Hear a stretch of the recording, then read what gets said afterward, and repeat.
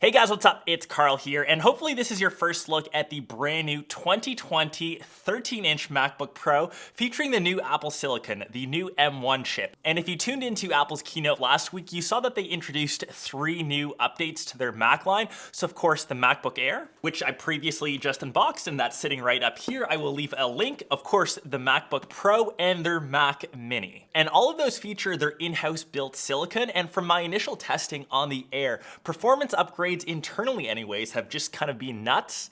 We can expect the same kind of things coming to the MacBook Pro. So let's quickly take a look. I've got the base model here, so 256 gigs of storage, the 8 gigs of RAM. This model is probably the most popular, but let's get into the box and see what we've got. And we can kind of see the box art is still very similar. So we've got the MacBook Pro up top. We've of course got this pull tab.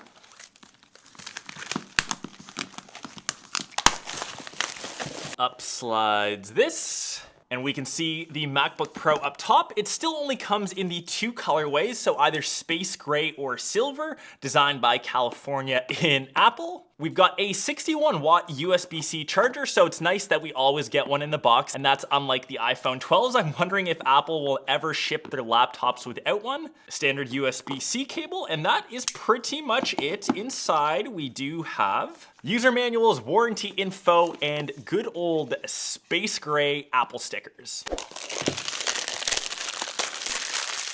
That iconic Mac sound, and this should automatically start up. Keep in mind, these are the first products that are shipping with Mac OS Big Sur right out of the box. So just like we saw on the MacBook Airs, the design of the MacBook Pro also hasn't changed. So if you have one from last year, the past couple years, you know the form factor. You can get one with up to 4 Thunderbolt ports, USB-C 4. Because I have the base model, I'm still stuck at 2, but we do have, say, the Touch Bar.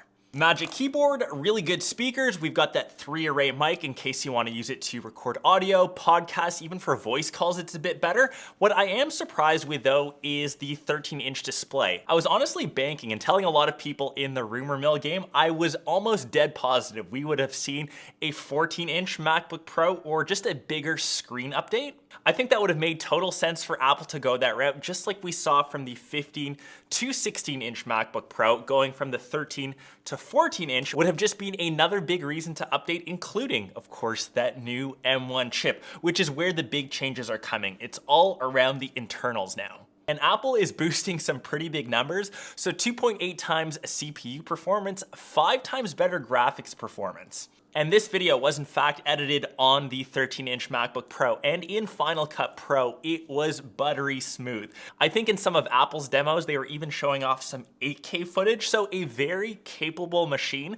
Keep in mind though, a lot of those improvements are just coming right now, in fact, to stock Apple applications. So things like Final Cut Pro, Logic, all of those applications take full advantage of the M1 chip and of course Apple's architecture. If you're looking at, say, Adobe Premiere, you probably won't see any of those additional benefits until Adobe does make those updates. They're saying sometime early 2021.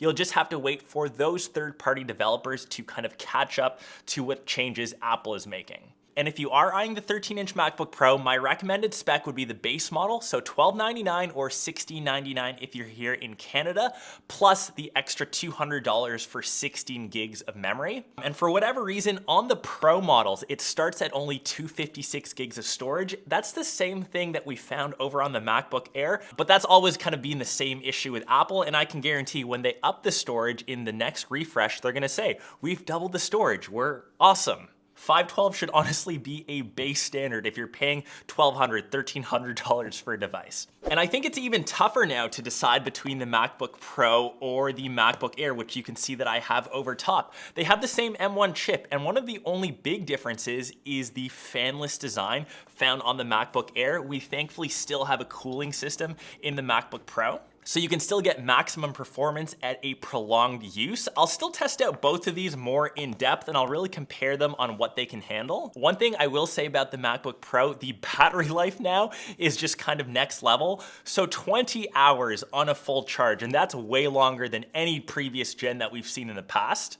We've still got Touch ID, so security is always good. The touch bar, I'm not too crazy about it. I still kind of prefer hard switches found over, say, on my MacBook Air. industry-leading trackpad, and with those USB 4 ports, you can now say connect to a Pro Display XDR if you want, obviously a bit of overkill. And if you've bought a MacBook Pro in the past 30 days, if you can still return it, I would honestly hold out for this device. The performance improvements are obviously there, just if you use those third-party apps, you'll have to wait a bit, and that's kind of the same with any transition into any new chipset. You kind of have to play that waiting game. But just as a little reference, I use my 16-inch MacBook Pro a lot. That's an Intel-based computer. Most of my edits are done on this device. Don't mind the exploding desktop. I'm just kind of getting overwhelmed with all the tech. Honestly, performance is very, very similar. And this is a $3,000 computer compared to something that is around $1,300. Anyways, that is kind of my first look at the 13-inch MacBook Pro. Remember, I'll leave my MacBook Air video. My next video should be the Mac Mini, which I think is a bit of a fan favorite. Hopefully you guys are enjoying M1, and hopefully you're not sick at looking at my face because we have so many effing videos coming out in the next couple days / weeks. Techtober, Tech November. I think I'm going crazy. We'll catch the rest of you in one of my next vids or vlogs. Peace.